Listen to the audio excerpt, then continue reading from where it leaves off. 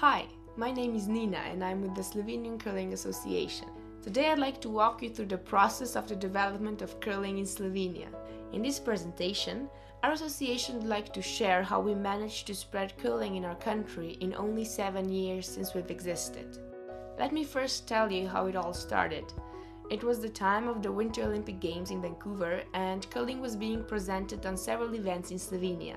This sparked some enthusiasm, and the current president of our association gave a call to our current general secretary, and out of the blue they decided to form the Slovenian Curling Association.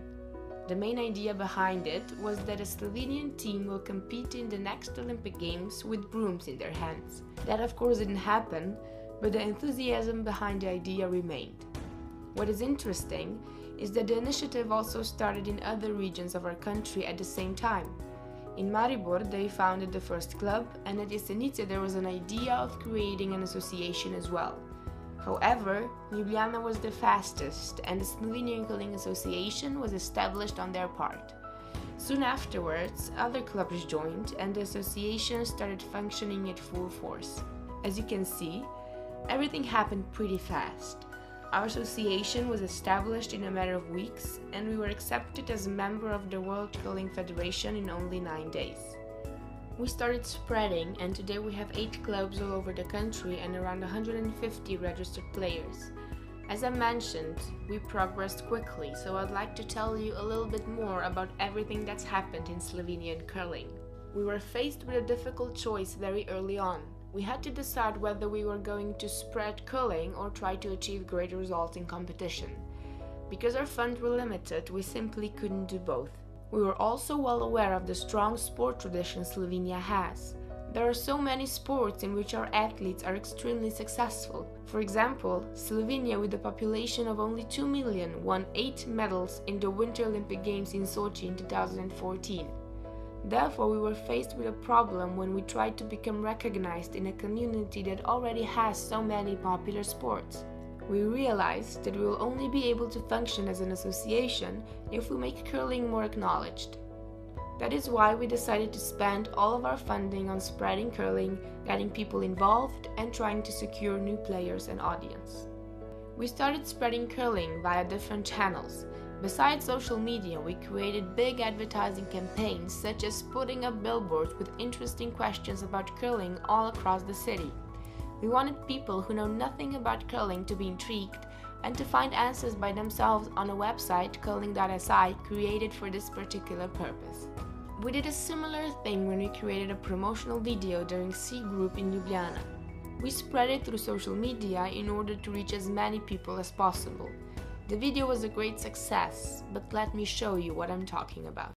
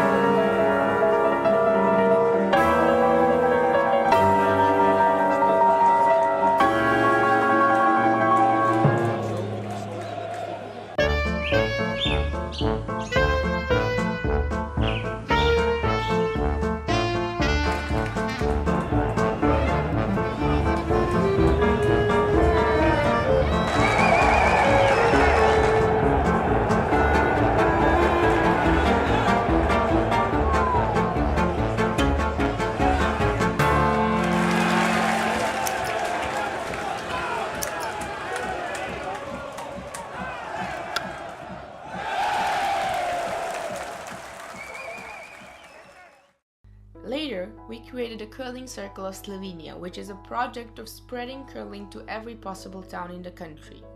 We do come and try sessions on any ice rink of any dimension, and we've seen great feedback at a number of events. We had some of our best events in Ljubljana, where the turnout is always big and we notice enthusiasm, especially among children. Every year at Jesenice, they organize a night of curling with a charitable note where everybody involved raises money for the local hospital, which leaves a very positive impact on the community. In Maribor, we created a big event with an all-day competition where the winners took home practical prizes. We welcomed over 250 people in only one day, and the interest in entering the competition was immense. In Slovenia, where curling is getting more and more popular, we organized a fun Mardi Gras tournament on an open rink where the players got to wear and compete in different costumes. In December, we organized a smaller curling league which happens once a week in Bled, and during the same festive time, curling is extremely popular in Postojna as well, where they ask us to come back every single year.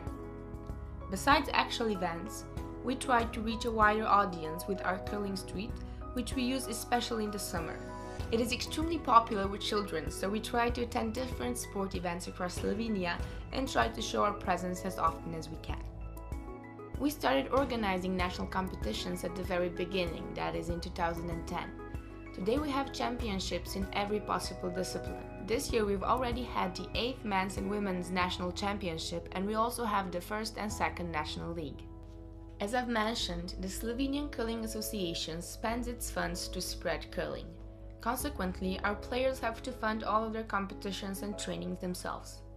We realize that is a great burden on our players, but we are lucky that we have such dedicated athletes that they still achieve great results. We started attending international championships in 2011. Then we started attending competitions in other disciplines, so now our players regularly attend World Curling Federation competitions in almost all disciplines. Our competitive beginnings were as rough as all beginnings tend to be. We got an offer to attend the 2011 Winter Universiade, and the men's team had exactly 2 hours time to confirm their participation. With practically no competitive experience and only a handful of practices behind them, they had to face some of the strongest young teams in the world. The results perhaps weren't exactly brilliant, but the same team went on to reach some great results later on. Because we learned fast, already in 2012 the men's team won our first international medal. They were bronze at C Group in Erzurum. In 2013, our women's team won silver at C Group and got to play for the first time in the B Group. They sadly didn't manage to keep their spot, but 2 years later, the men's team, the same one that attended the Universiade, won gold at C Group. When they played the B Group a couple of months later, they didn't only keep their spot, but they ended up on the amazing 5th place. Our good results go on. In 2017, our junior national team ended up on the 5th place at the Junior Worlds of the B Division, and soon afterwards they also took home the bronze medal at the European Youth Olympic Festival. Not even 6 years since the Slovenian Curling Association was founded, we already organized the C Group in Ljubljana. It was no easy task with limited time and funds, but we had great hard-working volunteers that made the event possible.